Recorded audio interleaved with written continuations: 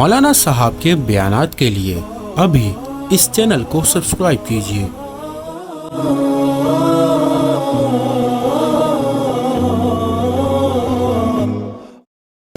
میرے واجب الاحترام قابل عزت تکریم معزز دوستوں، بزرگوں، نوجوان ساتھی، آپ کے سامنے چند ایک باتوں کا مذاکرہ، یاد دہانی کرنی ہے، کیونکہ یاد دہانی مسلمان کو نفع دیتی ہے، فائدہ دیتی ہے، اللہ کا فرمان ہے اور اس پر تمام مسلمانوں کا ایمان ہے۔ وَذَكِّرْ فَإِنَّ الذِّكْرَىٰ تَنفَعُ الْمُؤْمِنِينَ، اللہ فرماتے ہیں کہ اے محبوب، آپ یاد دہانی کروایا کریں، آپ ایک دوسرے سے مذاکرہ کیا کریں۔ ربا کیوں مذاکرہ کیا کریں؟ تو اللہ تعالیٰ نے جواب دیا کہ فَإِنَّ الذِّكْرَىٰ، کہ بے شک یہ یاد دہانی کروانا، ایک دوسرے سے مذاکرہ کرنا، یہ تنفع المؤمنین، یہ مسلمانوں کے لیے نفع بخش ہے، فائدہ دیتی ہے۔ ایک آدمی اس دنیا کے اندر جس مقصد کے لیے آیا ہے، اس مقصد سے رفتہ رفتہ، آہستہ آہستہ، تدریجاً پیچھے ہٹتا چلا جاتا ہے۔ دنیا میں آنے کا مقصد کمائی نہیں تھا، دنیا میں آنے کا مقصد اپنی اولاد کی شادی بیاہ تقریبات کرنا نہیں تھا، اپنے آپ کو صبح سے لے کے رات تک، رات سے لے کے صبح تک کام کاج کے اندر لگانے کے لیے دنیا میں آنے کا یہ غرض اور مقصد نہیں تھا، بلکہ اس دنیا کے اندر آنے کا مقصد تو یہ تھا کہ اللہ رب العالمین کو ہم اس دنیا کے اندر راضی کر کر چلے جائیں۔ جیسے اللہ کریم نے اسی آیت سے پہلے جو آپ کے سامنے آیت تلاوت کی ہے، سورہ ذاریات کی، اس سے پہلے اللہ نے فرمایا وَمَا خَلَقْتُ الْجِنَّ وَالْإِنسَ إِلَّا لِيَعْبُدُونَ، اللہ فرما رہے تھے کہ میں نے جنوں اور انسانوں کی جو تخلیق کی ہے وہ صرف اپنی عبادت کے لیے کی ہے، نہ کہ کام کاج کے لیے، نہ کہ صرف اپنے ہی پیٹ کے لیے، اپنے بچوں کے پیٹ کے لیے، بلکہ یہ تو ضمناً اللہ کریم کی جب آپ عبادت میں لگیں گے تو اس میں خود بخود یہ آپ کے بچوں کی پرورش بھی ہوتی رہے گی اور آپ کا پیٹ پوجا بھی چلتا رہے گا، سب کچھ ہوتا رہے گا۔ لیکن اصل جو یہاں پر آنے کا مقصد ہے، تخلیق اللہ کریم نے جو ہماری جس مقصد کے لیے کی ہے وہ یہ نہیں ہے، بلکہ وہ ہے کہ اللہ رب العالمین کی ہم بندگی کر کے اس دنیا سے جائیں، اللہ تعالیٰ کی عبادت کو بجا لائیں، نہ کہ شیطان کی بندگی کرتے ہوئے، شیطان کی پرستش کرتے ہوئے، شیطان کے پیچھے لگتے ہوئے، شیطان کے کاموں کو سامنے رکھتے ہوئے اپنی زندگی کو گزاریں، بلکہ اس دنیا کے اندر آنے کا مقصد تو یہ تھا کہ رب العالمین ہم سے راضی ہوں، اللہ تعالیٰ راضی ہو جائیں۔ اب دیکھو دنیا میں آ کر آدمی مختلف قسم کے کاموں کے اندر لگ جاتا ہے، بہت سے لوگ اپنے کاموں کو اتنا فوکس کرتے ہیں کہ نماز دھیان سے نکل گئی، قرآن کی تلاوت اپنے ذہن سے نکل گئی۔ فرمایا کہ اسی طریقے سے جو عبادات ہیں، رسول اللہ صلی اللہ علیہ وسلم کی سنت ہے، ان کی تعلیمات ہے، وہ ساری آہستہ آہستہ رفتہ رفتہ نکلتی چلی گئی۔ اب یہ ساری چیزیں ایک مسلمان کی زندگی میں تھی، لیکن آہستہ آہستہ چھوٹتی چلی گئی۔ نماز اس کی زندگی سے گئی، قرآن کی تلاوت اس کی زندگی سے گئی، لوگوں سے خیر خواہی کا جذبہ اس کی زندگی سے گیا، لوگوں کو رائے راست پہ لانے کا جو ایک طریقہ تھا، انداز تھا، جو اس کے اندر ایک جذبہ تھا، وہ آہستہ سے اس کی دنیا سے چلا گیا، زندگی سے چلا گیا۔ اب اگر کوئی شخص کھڑا ہوتا ہے، کھڑے ہونے کے بعد اس بندے کو کہتا ہے کہ میرے بھائی، آپ کا دنیا میں آنے کا مقصد صرف کمائی نہیں ہے، پیٹ بھرنا نہیں ہے، اپنے بچوں کی شادی بیاہ کے لیے پیسے کمانا نہیں ہے، اپنے بچوں کے لیے، اپنی فرمایا اولاد کے لیے مال جمع کرنا نہیں ہے، بلکہ یہاں آنے کا مقصد تو نماز کی پابندی کرنا ہے، یہاں آنے کا مقصد تو قرآن کریم کو سمجھ کر پڑھنا ہے، یہاں آنے کا مقصد تو لوگوں کی خیر خواہی کو چاہنا ہے، یہاں آنے کا مقصد یہ ہے کہ آدمی ہر کسی کے ساتھ یوں برتاؤ کرے جو رسول اللہ نے امت کے ساتھ سکھلایا ہے۔ اب ایک بندہ کسی اس شخص کو جو سبق کو بھول گیا ہو، اس کو سبق یاد دلا دے، اس کو مقصد یاد دلا دے، اس کو یاد دہانی کروائے، تو بتاؤ فائدہ مند ہوگا نہیں ہوگا؟ نفع بخش ہوگا کہ نہیں ہوگا؟ اللہ کے فرمان کا یہ مقصد ہے وَذَكِّرْ فَإِنَّ الذِّكْرَىٰ تَنفَعُ الْمُؤْمِنِينَ، کہ یاد دہانی کروایا کرو، یاد دہانی مسلمانوں کے لیے فائدہ مند ہوتی ہے۔ تو اسی کے ضمن میں ایک دو چند ایک باتیں آپ سے گزارش کرنی تھی کہ جو ہماری ایک اخلاق کے ناطے ضروری ہیں کہ اللہ کے رسول صلی اللہ علیہ وسلم نے ارشاد فرمایا کہ اذا دخل احدکم المسجد، کہ جب بھی تم میں کوئی بھی شخص مسجد میں داخل ہو تو کیا کرے، فلیرکع رکعتین قبل ان یجلس، کہ بیٹھنے سے پہلے 2 رکعت نفل پڑھ لیں، تحیۃ المسجد پڑھ لیں۔ تحیۃ المسجد پڑھنے کا یہاں پر اللہ کے حبیب علیہ الصلوۃ والسلام نے حکم فرمایا کہ مسجد میں جیسے ہی داخل ہوں، داخل ہوتے کے ساتھ بیٹھنے سے پہلے آپ 2 رکعت نفل پڑھ لیں تحیۃ المسجد کی نیت سے۔ تحیۃ المسجد کی نیت سے ہم پڑھیں گے تو کیا مقصد ہے اس کا؟ مسجد کا ایک کی عظمت ہوتی ہے، اس کی ایک تعظیم ہے، اس کا احترام ہے، اس کا ایک اکرام ہے، تو آپ 2 رکعت نفل پڑھ کر وہاں بیٹھیں گے تو آپ یقین کیجئے آپ کے دل کے اندر اس کی عظمت ہوگی کہ مسجد میں داخل ہوا ہوں تو ہوتے کے ساتھ ہی جو مجھے حکم دیا گیا 2 رکعت نفل پڑھنے کا، یہ کس وجہ سے؟ یہ اس وجہ سے کہ اس مسجد کا احترام ہے، اکرام ہے، اور یہ مسجد کا بہت بڑا فرمایا اللہ رب العالمین کے نزدیک تعظیم اور عظمت ہے۔ اب اس میں بھی 2-3 باتیں ایسی ہیں کہ اس میں خیال یہ کیا جائے کہ ہم جب مسجد میں داخل ہوں تو ماحول مسجد میں ایسا نہ ہو کہ بسا اوقات ایسا ہوتا ہے کہ مکروہ وقت چل رہا ہوتا ہے، اس وقت نماز پڑھنے کی اجازت نہیں۔ کبھی ایسا ہوتا ہے کہ اجتماعی عمل چل رہا ہوتا ہے، اس میں بھی وقت پڑھنے کی اجازت نہیں ہے۔ یہ دیکھیں، یہ جو فلیرکع رکعتین اللہ کے حبیب نے فرمایا 2 رکعت نفل پڑھے تحیۃ المسجد کی، یہ سنت کا درجہ ہے، سنت کا درجہ مسنون ہے۔ لیکن اجتماعی عمل جب چل رہا ہو اور سارے کے لوگ متوجہ ہو ایک خطیب کی طرف، ایک واعظ کی طرف، ایک متکلم کی طرف، ایک بات کرنے والے بھائی کی طرف، تو فرمایا کہ اس کی طرف متوجہ ہونا، اس کی بالکل فرمایا توجہات کو اسی چیز پر رکھنا جس پر وہ بیان کر رہا ہے، تو اس کے لیے ضروری ہے کہ اسی وقت جہاں آئے وہیں آ کر بیٹھ جائے۔ اب یہ نہ ہوتا ہی ہے کہ عموماً کہ بیان کرنے والا بیان کر رہا ہوتا ہے، بات کرنے والا بات کر رہا ہوتا ہے، متکلم تکلم کر رہا ہوتا ہے زبان سے، اسی طریقے سے واعظ وعظ و نصیحت کر رہا ہوتا ہے، لیکن سامنے سے آنے والا کوشش کرتا ہے کہ سب سے اینڈ میں آئے، آنے کے بعد پھر سب سے پہلے یہ دوسری صف کے اندر آ کے 2 رکعت نفل پڑھنے لگ جائے گا تحیۃ المسجد کی نیت سے۔ تو یہ تو آپ نے واجب کو ٹکرا دیا ہے۔ اجتماعی عمل میں جڑنا، اجتماعی عمل کو سننا، اجتماعی اعمال کے اعتبار سے بیٹھنا، یہ تو واجب کا درجہ ہے۔ آپ نے ایک سنت کو زندہ کرنے کے چکر میں کتنے واجبات کو چھوڑ دیے۔ اب جو بات کرنے والا بات کر رہا ہوگا اس کی توجہ بٹ گئی، اس کی توجہ بٹ گئی اور اس کی بھٹک گئی اس کی توجہ، جو بات کر رہا ہوتا ہے اس کے ذہن سے جو چیز ہے، جو خاکہ چل رہا ہے وہ سارا نکل جائے۔ اب دیکھو، آپ نے اپنی 1-2 رکعت نفل کو مکمل کرنے کے لیے، تحیۃ المسجد سنت کو ادا کرنے کے لیے کتنے سارے لوگوں کا نقصان کر دیا۔ جیسے میں گزشتہ 1-2 جمعے پہلے بتا رہا تھا نا، آداب، یہ ادب ہے کہ ادب یہی ہے کہ بھائی آپ کیا کریں، 2 رکعت نفل پڑھنے کا جس وقت ٹائم ہے اس وقت آپ ادا کریں، ورنہ آپ آرام سے آ کے بہترین طریقے سے اکرام کے ساتھ احترام کے ساتھ بیٹھیں۔ جب آپ بیٹھیں گے تو بات کرنے والے کو بات کرنے میں کوئی دقت نہیں ہوگی، کوئی مشقت نہیں ہوگی۔ یہاں تک فرمایا کہ جب تحیۃ المسجد آدمی پڑھتا ہے، تحیۃ المسجد پڑھنے کے بعد وہ بیٹھتا ہے۔ ایک مرتبہ حضور علیہ الصلوۃ والسلام کے حوالے سے ان کے صحابہ کے بارے میں حضرت قتادہ رضی اللہ عنہ فرماتے ہیں کہ ایک مرتبہ میں مسجد میں داخل ہوا تو حضور علیہ الصلوۃ والسلام تشریف فرماتے صحابہ کرام کے ساتھ، تو میں بھی آگے ایک دم سے کہ بیٹھ گیا۔ اب میں نے دیکھا کہ خاموش تھے، سب بیٹھے ہوئے تھے، اللہ کے رسول بھی بیٹھے ہوئے تھے، کوئی اجتماعی عمل نہیں چل رہا تھا۔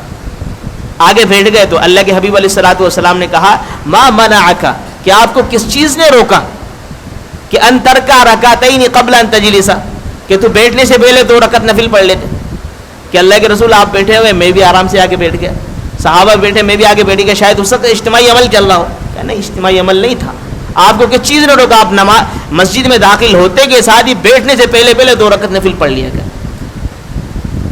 تو جب ہمارے پاس ٹائم ہو، ہم مسجد کے اندر آ جائیں تو اہتمام یہ کرے کہ مکروہ وقت بھی نہ ہو تو تحیۃ المسجد بھی پڑھ لیں۔ دیکھیں کوئی اجتماعی عمل نہ ہو رہا ہو، تحیۃ المسجد پڑھ لیں۔ اگر زیادہ ٹائم ہے، صلاۃ التسبیح پڑھ لیں، قرآن کی تلاوت کر لیں، بیٹھے بیٹھے تسبیحات پڑھتے ہیں، سبحان اللہ والحمد للہ ولا الہ الا اللہ واللہ اکبر۔ چیز آئے گا کہ ہم بیٹھ کے موبائل نکال کے بیٹھ جائیں، موبائل کے علاوہ اب ایک دوسرے ساتھی سے بات چیت کرنے لگ جائیں، ہفتے وار کی کیفیت پوچھنے لگ جائے کہ آپ کیسے رہے، فلاں فلاں، یہ حالت کیفیت پوچھنے کے لیے باہر کا وقت ہے، مسجد کا وقت نہیں ہے. مسجد کے اندر تو آپ آئیں عبادت کی نیت سے، بس میں مسجد کے اندر آ گیا ہوں، اب قرآن کی تلاوت میری زبان سے ہوگی، یا اسی طریقے سے میرے اعضاء سے نماز پڑھی جائے گی، یا اسی طریقے سے فرمایا میں اپنے کانوں کو بس میں ایک جو خطیب ہے اس کی سماعت کے پر لگا دوں گا. اس نیت سے بندہ ہے، جب آئے گا تو بہت کچھ لے کر جائے گا یہاں سے انشاءاللہ. تو حدیث شریف میں اللہ کے حبیب علیہ الصلوۃ والسلام نے فرمایا جب مسجد میں بندہ داخل ہو تو داخل ہوتے کے ساتھ ہی مسجد کی تعظیم، اس کی عظمت کیا ہے؟ 2 رکعت نفل پڑھنا بیٹھنے سے پہلے.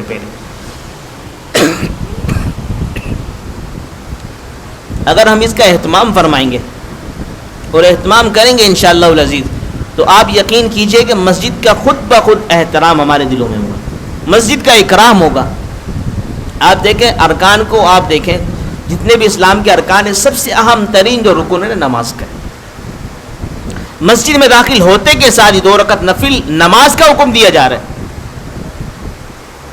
اب بتاؤ کہ جتنا بڑا ارکان ہے، رکن ہے یہ نماز کا، اتنی ہی بڑی مسجد کی اہمیت بڑھتی جا رہی ہے دل کے اندر کہ یار ہمیں مسجد میں آتے کے ساتھ ہی سلام کا حکم نہیں دیا کہ سلام کرو، ہمیں کسی سے کیفیت پوچھنے کا حکم نہیں دیا حال پوچھو، ہمیں حکم دیا ہے کہ فوراً کیا کرو 2 رکعت نفل پڑھو اگر وقت ہے، مکروہ وقت نہیں ہے. اور ایک اور دوسری اس کے اندر ایک اور بات یاد آ گئی کہ بہت سے لوگ کیا کرتے ہیں فجر کی نماز کے لیے آتے ہیں، جیسے ہی اذان ہو چکی ہے پھر آتے کے ساتھ ہی 2 رکعت نفل پڑھتے ہیں تحیت المسجد کی. اس وقت پڑھنے کی اجازت نہیں، اس وقت صرف سورہ اپنا فجر کی 2 سنت اور فرض کے علاوہ کوئی نفل پڑھنے کی اجازت نہیں. جس طرح ہم نے یہ فضائل ہمیں معلوم ہے، کچھ مسائل بھی معلوم ہونے چاہیے، کچھ ہمیں مسائل بھی معلوم ہونے. کبھی کبھار ایسا ہوتا ہے جماعتوں میں جاتے ہیں وہاں پہ الحمدللہ آج کل تو یہ معاملات نہیں ہیں، اب تو الحمدللہ اللہ کا بڑا احسان ہے کہ علماء کرام کی وافر مقدار ہے. اب تو ہمارے حضرات کرتے ہیں کہ کم از کم ہر جماعت میں 2 عالم 1 عالم لازمی ہوتا ہے. وہ اسی وجہ سے ظاہر ہے کہ کہیں ایسی جگہ پر تشکیل ہوئی ہے جہاں پر کوئی مسئلہ درپیش ہو گیا، مسئلے نہیں مسائل درپیش ہو جاتے ہیں. اب اس کو حل کے لیے عام آدمی کا کام تو نہیں ہے، ایک عالم دین ہو. جب عالم دین ہوگا تو مسئلہ بتائے گا. اب بسا اوقات ایسا ہوتا ہے کہ کہیں جماعتیں باہر جا رہی ہیں، وہاں پہ کوئی بھی عالم نہیں ہے ان کے ساتھ.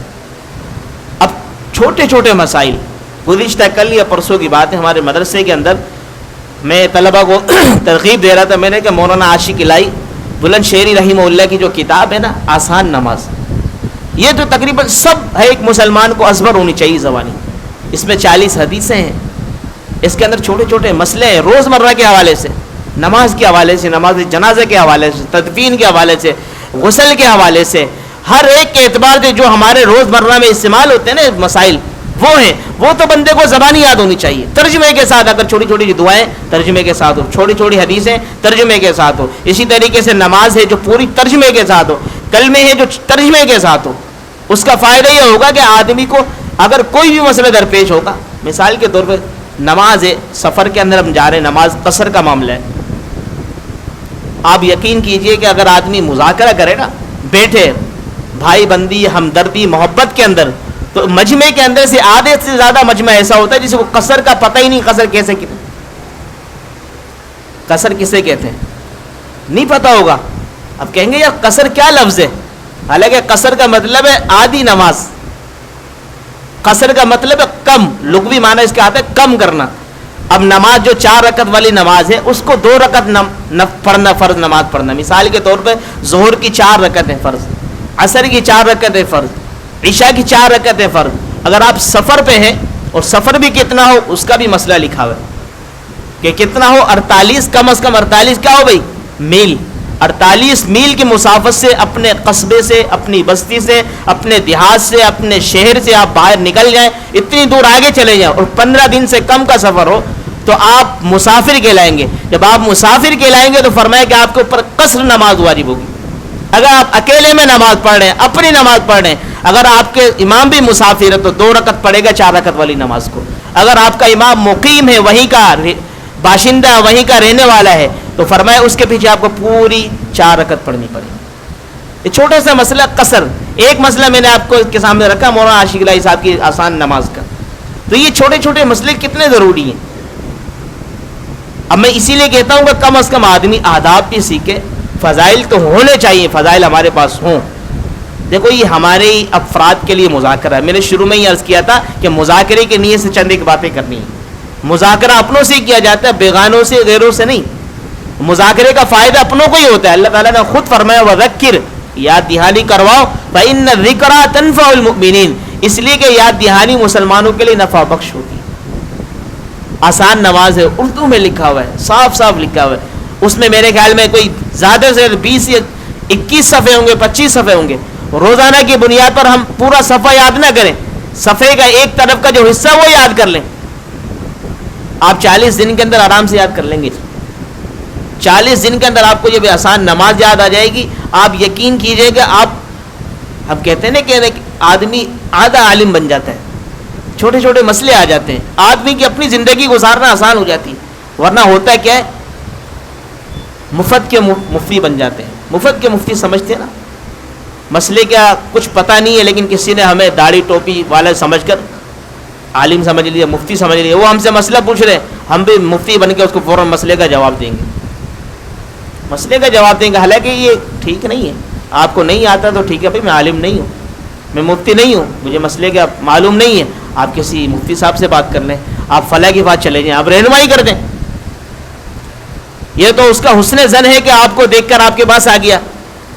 آپ کو تو خوش ہونا چاہیے کہ اللہ تیرا شکر ہے, میں عالم تو نہیں ہوں, مفتی تو نہیں ہے, لیکن شباب میں نے ایسی اپنائی ہے کہ میں اس کے دل کے اندر میری محبت کتنی عالم جیسی ہے. اللہ تعالیٰ اس کے گمان کے مطابق مجھے بنا دے. اس طرح آدمی خوشی کا اظہار کرے اور اللہ تعالیٰ سے دل کے اندر روئے کہ ربا مجھے عالم دین ہونا چاہیے تھا, لیکن دیکھو خیر میں مجھے اللہ تعالیٰ آپ نے عالم دین تو نہ بنایا, لیکن کم از کم ان کا پیچھے چلنے والا پیروکار تو بنایا. آج ان کی وجہ سے مجھے یہ عالم دین کہہ رہا ہے, آج ان کی طرح میں اپنے آپ کو رہن سہن رکھا ہوا ہے, مجھے مفتی کہہ رہا ہے, مجھے حافظ کہہ رہا ہے, مجھ سے مسئلہ پوچھ رہے ہیں. آپ رہنمائی کر دیں. ورنہ وہ مشہور ہے نا, ہمارے استاد جی فرما رہے تھے کہ ایک دفعہ کے جماعتیں ظاہر آنا جانا کرتی ہیں, باہر بیرون ممالک کی جماعتیں آتی ہیں, تو یہاں جماعت کے لوگ آئے ہوئے تھے وہاں باہر کے, یہاں تشکیل ہوئی تھی پاکستان کے اندر, وقت گزار کر گئے. آخری میں آپ کو پتہ ہے کارگزاری ہوتی ہے. جب کارگزاری ہونے لگی, کارگزاری کے بعد تو پھر وہاں پوچھتے ہیں عرب کے, ہاں عرب تشکیل کے اندر بیٹھے ہوتے ہیں, عرب اساتذہ ہوتے ہیں, علماء ہوتے ہیں, ان سے پوچھتے ہیں عربی کے اندر کارگزاری کیف وجدت الپاکستانیین, بھئی آپ نے پاکستانیوں کو کیسے پایا؟ تو واللہ کل واحد مفتی و کل واحد حکیم و طبیب, کہ اللہ کی قسم ہے تو بہت اچھے, ماحول بھی بہت پیارا تھا, اخلاق تھے, با کردار تھے, لیکن ہر ایک مفتی بھی تھا, ہر ایک ڈاکٹر بھی تھا. ہر ایک مفتی بھی تھا, ہر ایک ڈاکٹر بھی تھا. کہ وہ کیسے, کہ کبھی بھی تم مسئلہ ان سے پوچھو, کوئی بھی مسئلہ ہو, کسی بھی حوالے سے, فوراً آپ کو بتائیں گے. نہیں مسئلہ کا یہ جواب یہ نہیں بولیں گے فلاں عالم آپ چلے جاؤ, فلاں مفتی کے بعد خود سے مفتی بن جائے. اگر کوئی سر میں درد ہو, پیٹ میں درد ہو, کسی جگہ تکلیف ہو, پوچھو گے یار میرے فلاں جگہ تکلیف ہے, فوراً بولے گا فلاں گولی کھا لو, یہ کر لو, وہ کر لو. یہ نہیں کہے گا ڈاکٹر کے بعد چلے جاؤ. تو استاد ہمارے بتانے میں ہنسنے لگے کہ واقعی ہوتا یہی ہے پاکستان کے اندر, کہ مسئلہ پتہ نہیں ہے لیکن مفتی ہر ایک بندہ بن جاتا ہے. اسی طرح ڈاکٹر کے نسخے کا پتہ نہیں, لیکن ہر ایک بندہ ڈاکٹر بن جاتا ہے. انہوں نے کہا سب کچھ ٹھیک تھا, لیکن 2 چیزیں جو ہم نے نوٹ کی زیادہ تر وہ یہ چیزیں تھیں, مفتی بھی تھے اور اسی طریقے سے حکیم اور طبیب بھی تھے. تو میرے عزیزوں, اسی طرح ہمیں مفتی نہیں بننا چاہیے, اسی طرح ہمیں ڈاکٹر نہیں بننا چاہیے. مطلب یہ نہیں کہہ رہا کہ میں کوئی ڈاکٹر اپنے اولاد کو نہ بنائے, مفتی اپنے اولاد کو نہ بنائے. مقصد اپنے سے مسئلہ کوئی ہم سے پوچھے تو مفتی کے حوالے کریں, کہ مفتی صاحب سے پوچھ لیں, میں مفتی نہیں ہوں, اس کا مسئلہ آپ کو وہی بتائیں گے. اگر بالفرض کبھی آتا بھی ہو نا, جب بھی آدمی کہے گا یار یہ مسئلہ میرے ذہن میں, میں نے اپنے مفتی صاحب سے جو پوچھا تھا میرے ذہن میں تو یہ, لیکن پھر بھی آپ تحقیق کر لینا. اگر اونچ نیچ ہو گئی, اگر آپ نے مسئلہ خراب بتا دیا, وہ آپ کے مسئلے کے مطابق عمل کرے گا تو جتنا گناہ اس کو ملے گا نا, اتنا گناہ آپ کو بھی ملتا رہے گا. کہتے ہیں کہ مفت کا مفتی جب بنتا ہے نا, مفت کا گناہ بھی اپنے ذمہ لیتا ہے. پھر وہ اس لیے مفت کے مفتی نہیں بنتے, 15 سال لگتے ہیں مدرسے میں پڑھنے کے لیے, جب جا کے مفتی بنتا ہے انسان. 15 سال. مولانا طارق جمیل صاحب فرمانے لگے کہ یہ علماء کی قدر کیا کرو, مفتیان کرام کی قدر کیا کرو, یہ اپنا وہ حصہ جوانی کا علم میں لگاتے ہیں جو آپ لوگ مسجد کے اندر لگا دیتے ہو, عیاشیوں میں لگا دیتے ہو, کہ وہ حصہ مدرسوں میں لگا دیتے ہیں جو اپنا آپ حصہ کاروبار میں اپنے آپ کو فٹ کرنے کے اندر لگاتے ہیں. وہ پورا جوانی کے حصہ پڑھنے پڑھانے میں لگا دیتے ہیں. تو خیر بات کہیں اور نکل کے بتانے کا مقصد یہ تھا کہ ہم اپنے آپ کو دیکھیں، ٹٹولے آداب کا لحاظ کر رہے ہیں، مسائل کا احترام کریں، مسائل پوچھیں مفتیان کرام سے، علماء کرام سے، ہر کسی سے نہ پوچھیں. آج کل تو یوٹیوب کے اوپر آپ دیکھیں ہر ایک بندہ مذہبی اسکالر بنا ہوا ہے، ہر ایک بندہ کچھ بھی نہیں آتا، سنجے کے مسئلے نہیں آتے ہوئے لیکن وہ مسائل بتا رہے ہیں.